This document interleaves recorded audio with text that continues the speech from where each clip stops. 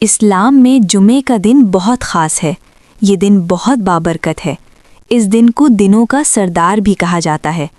ایک سوال اکثر پوچھا جاتا ہے، کیا ہم صرف جمعے کا روزہ رکھ سکتے ہیں؟ نبی کریم صلی اللہ علیہ وسلم نے فرمایا، جمعے کا روزہ اکیلا نہ رکھو جب تک اس کے ساتھ ایک دن پہلے یا ایک دن بعد کا روزہ نہ ہو۔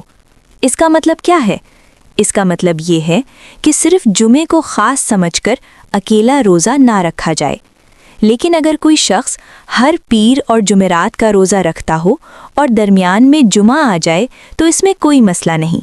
اسی طرح اگر کوئی شخص ہر مہینے کی 13، 14 اور 15 تاریخ کے روزے رکھتا ہو اور ان میں جمعہ آ جائے تو یہ بھی جائز ہے۔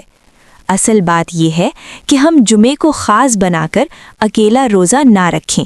اگر روزہ رکھنا ہو تو جمعرات یا ہفتہ بھی ساتھ رکھ لیں، یہی درست اور بہتر طریقہ ہے۔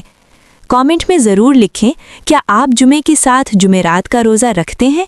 ویڈیو پسند آئی ہو تو لائک ضرور کریں اور اسے اپنے دوستوں کے ساتھ شیئر کریں تاکہ وہ بھی صحیح بات جان سکیں۔